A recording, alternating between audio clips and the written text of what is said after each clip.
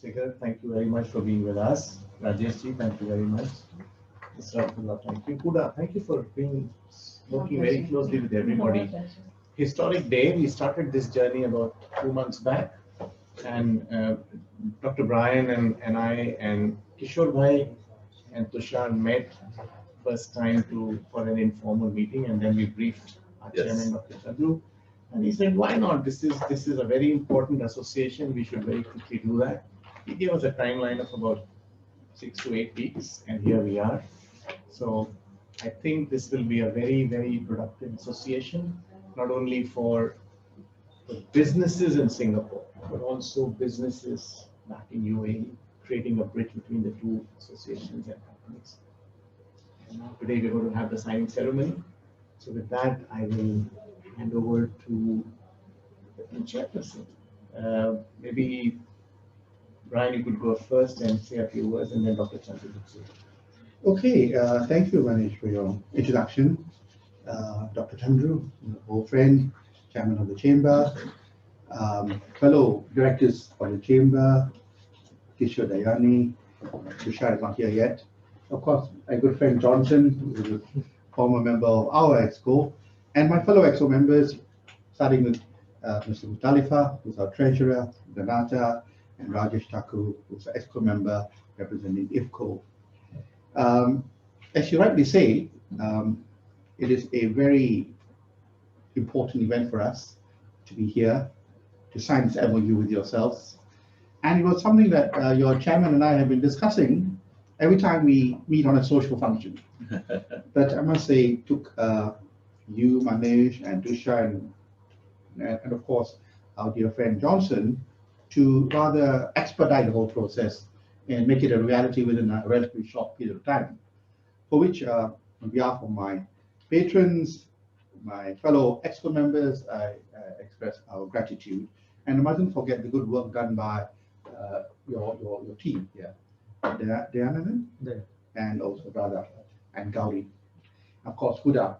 I must never forget our dear Huda, who works tirelessly on behalf of the Business Council. Now, the two countries, the UAE and Singapore, are very important trading and investment partners. If you look at the GCC, it is beyond doubt that the UAE is Singapore's most important business partner. Two-way trade flows are about $20 billion US. In terms of investments, the largest amount of investments from the GCC is from the UAE into Singapore. I can talk about it a bit more afterwards. And Singapore, of course, is very active in the UAE. Both countries are gateways and hubs for broader hinterland. Singapore for ASEAN and the broader region, and the UAE for the GCC and MENA. So people who go to the UAE not only look at the UAE as a market, but also the broader hinterland as a place to launch a business from, with UAE as a base. And I can tell you categorically that the relationship between the two countries is growing from strength to strength at all levels. On a G2G basis, the relationship is excellent. There is a committee between the Ministry of Foreign Affairs of both countries that meets regularly, covering different aspects of the relationship. Then there is a specific committee that meets the MTI here and Abu Dhabi, looking at Abu Dhabi and Singapore business relationship in the form of the Business Forum. And what was the culmination of all this was the visit of the Crown Prince of Abu Dhabi, who's de facto the most important man in the UAE at the moment. When he came here last year, he signed a momentous agreement with the Singapore government. It was the Singapore UAE Comprehensive Partnership. And why is this momentous? Because Singapore chose to sign this with the UAE. I know we were cultivated and encouraged by Qatar to do something similar, but they chose the UAE because of the depth and breadth of that relationship. And arising from that comprehensive partnership, a joint declaration was issued. And in the joint declaration, on the business aspect, we were mentioned categorically by both signatories as the business platform and conduit for greater B2B connectivity. But that joint declaration covered other aspects, including defense, health, education, and I can tell you a lot of things are happening in those domains as well.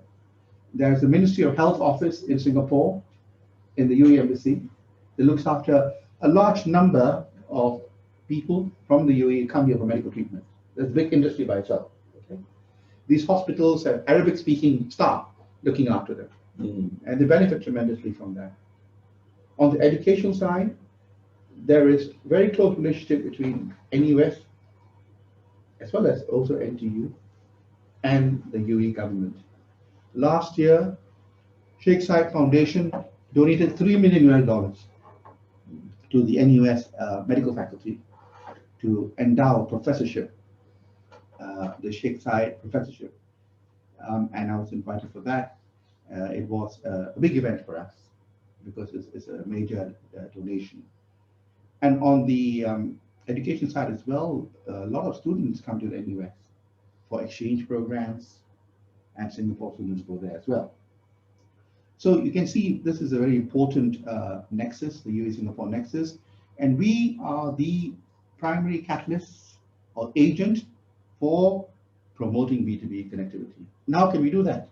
Obviously, by linking up with people like ourselves, the Chinese Chamber, the Malay Chamber, also people like the trade associations. We are very close to some of the trade associations, and doing things together with you. I'll tell you a bit more about our organization. We were set up around February 2018. Our patrons are, of course, the UAE ambassador, Mr. Lee Shan. All of you know Mr. Lee Shan. He was, together with Mr. Goh Chok Thong, the very important agent for the development of the GCC market. Before he joined politics, as you know, he was in Enterprise Singapore. Before that, it was called Data Development Board, I believe. And so we are very, very honored to have him as our patron. He's also very strong with a Chinese connection, and we are also ourselves positioning ourselves as part of the BRI project to connect China, India, China, Singapore, and the UAE. And so he is our patron. Another patron is appointed by the Ministry of Foreign Affairs in the UAE, who's the current chairman of the REK Chamber, a banker. And then we have Solid EXCO. It's a great team. So everything here is a function in terms of what we have achieved. It's a function of the great team we have. And my vice president is Global Foundries. Global Foundries is the largest UAE investor into Singapore. They invested $7 billion when they took over Chartered Semiconductors. Then we have Donata, our treasurer. They are, as you know, active in the airport, running flight operations, ground operations, catering, etc. Musdalifa is the financial controller. Then we have the banks. We have First Abu Dhabi Bank, so secretary. Then in the EXCO, we have some of the leading UAE names here. IFCO, ADNOC, ENOC. ENOC run their global trading operations for oil globally in Singapore. So Singapore is very important for them.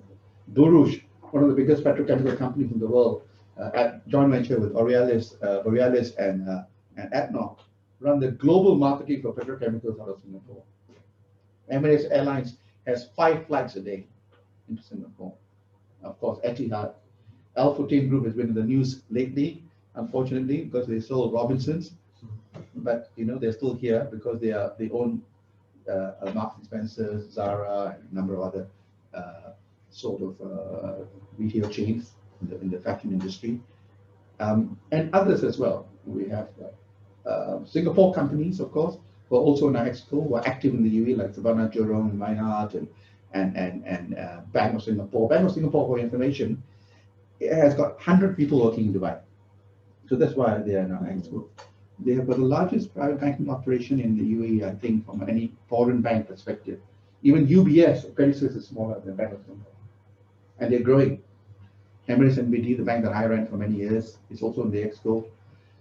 And you know, we have BP Architects, of course, which is very active in the UAE. They designed Dubai Mall. And Olam, Singapore's Olam, is also in the EXCO. And then we have a host of other members, or ordinary members, and individual members. Now, individual members are not just individuals, but many SMEs who are small companies we don't want to burden them with the ordinary corporate membership fee of 1,000. So we sometimes make an exception Oh, I see. and allow them to come at an individual rate. Oh. You know, because we want to really promote interest on the part of the SMEs into the UAE. Yeah. Because these SMEs need a lot more scaffolding, So we organize lots of events. These are workshops, seminars. Sometimes they have a certain theme, all petrochemical logistics, for example. In December, we're organizing on food and beverage. And then we do various networking sessions with various chambers and trade associations. We want to do one with you. We did a major workshop seminar with Chinese Chamber last month, or this month. Yes, and that was a great success. We have how much? 170 people who registered. Oh, yeah, 170. Yeah. And so we want to do something similar with you. And the other thing we do is we have quarterly talks where we really try and educate people about the UAE and the whole of the region. I'm doing one next week. You're all welcome to listen to it, where I condense into 45 minutes talk, a workshop which I did in NTU at RSIS over one day, where I cover the whole of the Middle Eastern region in terms of history, economics, ethnicity, religion, and sort of weave a nice little story about it. People think Middle East is all about war and conflict, but there's a lot of history. There's crossroads of ancient civilization between East and West. And of course, in terms of economic importance, now they're the major exporter of oil and gas and energy, and opportunities for people to do business there from here and elsewhere. So we also do trade missions. We did one maiden mission last year with the FLA. We were planning 5 this year, including with Chinese Chamber, Indian Chamber, where we wanted to bring people to UAE for the Dubai Expo 2020. But what happened was, because of COVID, that is rescheduled to next year. Okay. So next year we have now certainly the plan to do a number of trade missions, and we can certainly look at doing something with Indian Chamber of Commerce during that period. It'll include going to Abu Dhabi, Dubai, spending a day at the Expo 2020, having a reception there. So all this was all planned already for this year, but has to be now rescheduled for next year. So really, in conclusion, I must say that there are many friends of mine in the Indian Chamber. So this MoU is timely, and I think it's important that the business community here, the Indian business community, works with us to try and explore opportunities for themselves in the UAE. The UAE, as Rajesh will tell you, is also a country where the Indian business community is very entrenched, very entrenched. So in Singapore, Indian businessmen will not be strangers in the UAE. Am I right? Absolutely. Yeah. And so, if I may, with your permission, Mr. Chairman, I'd just like to invite Rajesh to say a few words. Sure. And also Mus to say a few words. Starting with you, Mus, would you like to go first? Sure. Thank you very much, Brian. Thank you very much, everyone, for I think this momentous moment for all of us. Just a little bit of myself. I mean, Brian has spoke a lot about the council and what we're doing. So I stayed actually in the UAE for about 10 years, close to about 10 years before I came back in 2017. Just wanted to touch about what Brian said about the Indians and the Singaporean communities in UAE itself. There's a very famous souk. I'm not sure whether you guys have been there. It's called Knife Souk in Dubai. It's very close to a place called Dera, very close to the seaside. And about 10% of the businessmen there, the Indian businessmen there, are actually Singaporeans. Although, yeah, quite surprising. And the reason how we got to know that is that during the Gulf War, so the ambassador actually, that time was George Lee Fair, there was no ambassador yet. So they actually reached out to all the Singaporeans, and suddenly all the Singaporeans who were doing businesses in Nairobi came out and saying, oh, look, we are all Singaporeans. We were born in India, but our parents came to Singapore and they became Singapore citizens, and automatically we became Singapore citizens as well. So, like what Brian mentioned, I think the Singapore Indians are very much entrenched into the business trade in UAE. And at one point of time in UAE, I think in the early 80s, probably much or before that, the currency of UAE was actually the rupees. So a lot of people don't know about that, and probably Rajesh know about that. So rupees was actually the currency that's being used instead of dirhams before it actually comes. That's all I have to say about UAE. I think Rajesh probably will be able to add more. Thank you, Musdalifa. Over to you, Rajesh. Yeah, thank you, Dr. Brian. Um, it's a real pleasure to be here, and a great occasion. Let me maybe take you through a bit about IFCO, because it is so pertinent, because this is the UAE Singapore Business Council and we are associating with the Indian Chamber. And IFCO has a foot in all the three. IFCO is a 150-year-old Indian group which originated in Mumbai and which was into trading initially. And in the 1970s, it ventured into UAE. And since then, it has become one of the leading FMCG companies in the UAE, with well-known brands like London Dairy Ice Cream, Albikar, Atta, Noor, edible oils, and Tiffany biscuits, Tiffany chocolates. So we have come a long way as one of the leading FMCG brands in the UAE, and the origin is from India, and it has been hugely successful in UAE. The kind of business environment provided by UAE has been absolutely grand, as they welcome all businesses from all over the world. And then the Singapore connection. We are major, about 60–70% of our business is edible oils. So we do a lot of packed oils and various derivatives of oils in the UAE. And because in this part of the world, Singapore is at the crossroads of Indonesia, Malaysia, and the edible oil industry is so vibrant here. So that was the reason about 2–3 years back, we decided to move our regional HQ from Kuala Lumpur to Singapore. So we do all our oil procurement, the entire global oil procurement from the Singapore office, which is handled here.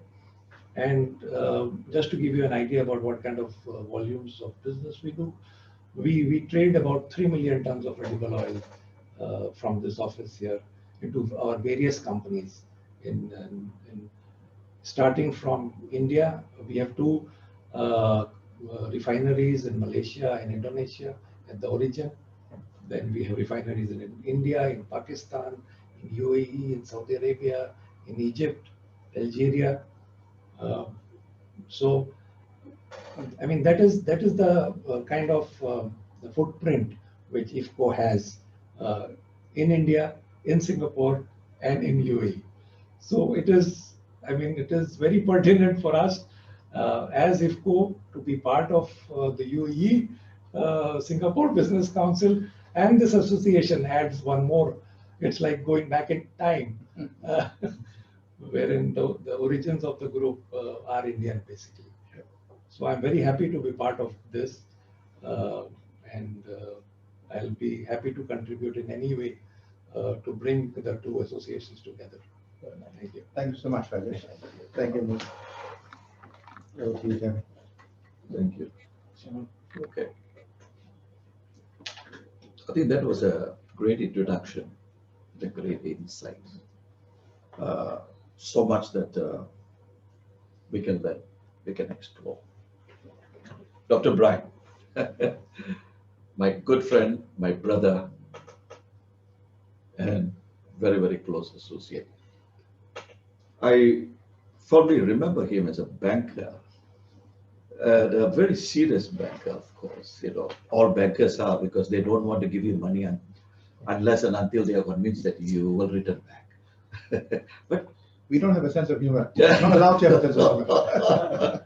You know, and after his retirement, and you know, he wanted to contribute back to the industry, more so the banking industry, and he spearheaded and found jointly with a few of you this council, And I'm so impressed that within a short period of time, 2 years, 3 years maybe, that he has, from the inception stage to where you are today, and you are a talk about organization.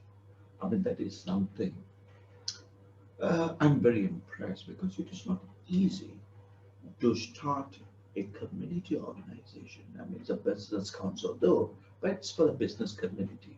So it's not easy for you to start a community organization. But Dr. Brown managed to get the support, because you need a seed money before you could start anything like this. And I know how much it costs to start an organization like this, but he managed to rally people behind to fund this initially.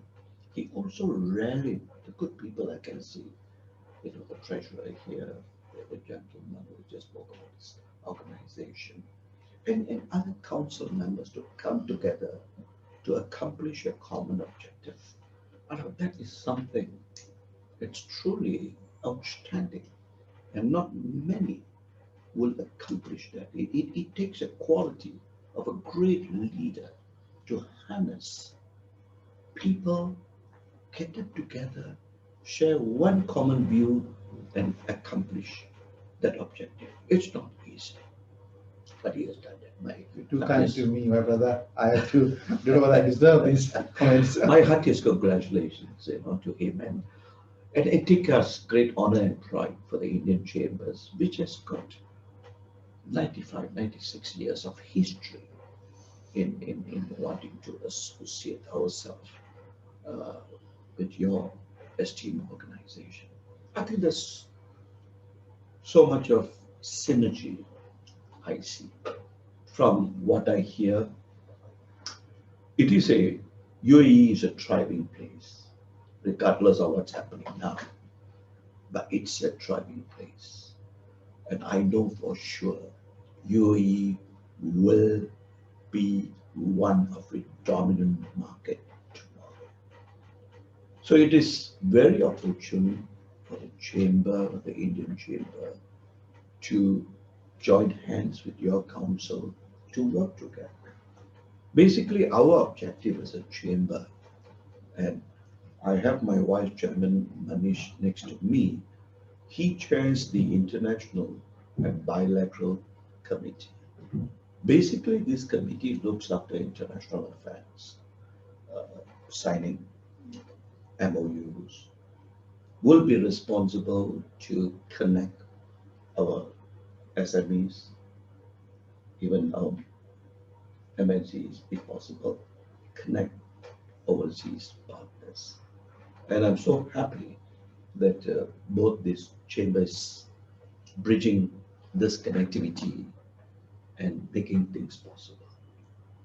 I need not go further to speak about UAE. I think both the chair and the council members have spoken so much. But I just want to say that I'm so happy to have this MoU signed. I look forward to a greater partnership. And I just want to ask my vice chairman Maneesh to say a few words. Thereafter, my senior director to say a few words as well.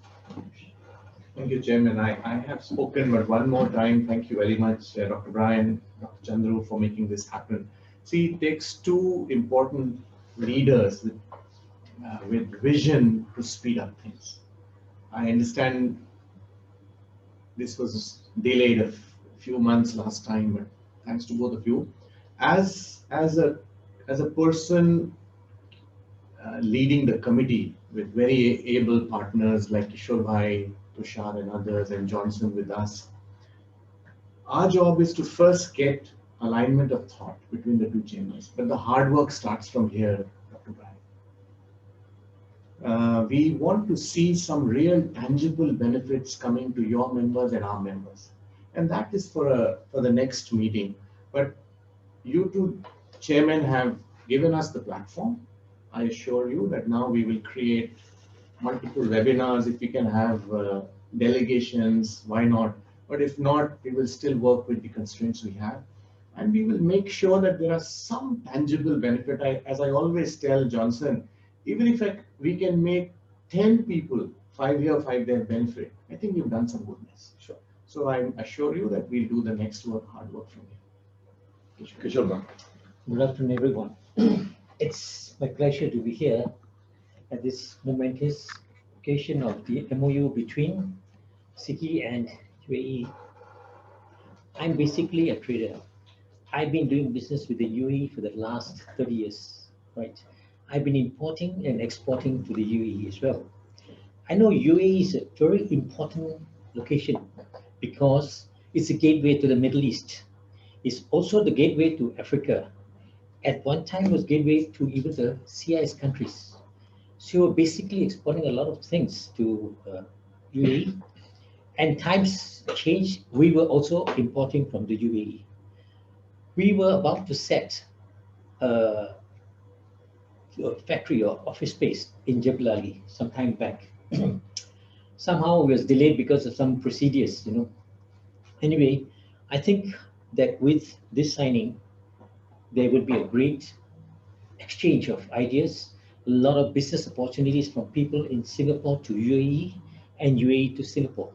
I think it will be a great time if we can collaborate with each other with all our SMEs, overseas trade delegations to UAE and trade delegations to Singapore from UAE to explore all the opportunities we can get out of them, you know. I think it will be a great thing because I think I can benefit too if I get to know the right procedures of setting up the businesses there. It will be very much easier, especially at the present moment. Setting up business there is one thing, but getting accounts open up in banks, that's a little bit difficult there. I own 2 properties there. And I would say that if we can make the procedures easy for opening a bank account there and to operate it remotely, like in Singapore, which we cannot do now. We cannot even view our accounts. We have to go through this savings account. We can only open, and we can't do that. I think that's something that the UAE Business Council has to look into. Simplify ease of operating a business account remotely from anywhere in the world in UAE. That's all I'm going to say. Thank you. Thank you. Thank you very much. Mr. Chairman, I want to thank you for your very kind words. No, It's very much it's an honor, appreciated. pleasure. Very much appreciated. And yes, we will certainly work closely with you. Yes. The point you made about banking is a complex issue. If you're a Singapore company or a Singaporean resident with no entity there, for you to open an account there is laborious. It is controlled by the central bank and the Ministry of Finance. There are a lot of charges involved. It's more complex, but to open an office there is very easy in one of the free zones, very easy. Yes. And when you open an office there, then all the banking arrangements can be made. And the office doesn't have to be staffed by lots of people. It can just be a brass plate. So that's the trick. If you want to do something without having anything there, you want to open an account here, the process is quite laborious and expensive because you've got to get every document consularized, and it's not cheap. It takes a bit of time. But if you're serious about opening an office in Jebel Ali, for example, it's the easiest thing to do. Rajesh will tell you. And then you have a presence there. Then opening an account is a lot easier. I mean, it's a lot easier to open office in Jebel Ali or Dubai nowadays, but probably 25 years ago was a little bit. Oh yeah, of course. That's when I was talking about Yeah. 25 years Yeah, back. now you it's know. I yeah. think it's going to get much easier now, Yes. especially in Yeah. the last few weeks. You would have seen that a lot of the regulations have been relaxed as well. So they definitely need more investors there. Yes. I remember they saw the advert about attracting people to retire from all over the world to retire in UAE. Oh, really? Yeah. Yeah. Attracting retirees. It's an So option for they you. should start something called UAE My Second Home. Something like that, yes, yeah. They're promoting this now. Malaysia, my Yeah, That's they're right. they're promoting That's right. exactly that concept That's now. right. We still need you here, Brian. Don't plant those ideas in your head. So, yeah. I very much, you planted here. Hard to get rid of me. Yes, ladies. So, shall we go Thanks. back to The signing? Yes. Thank you.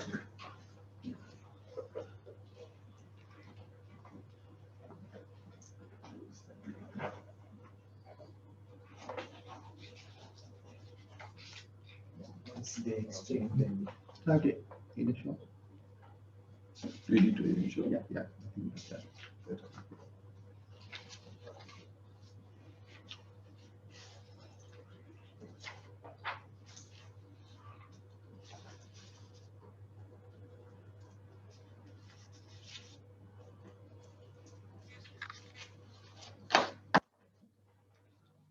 you.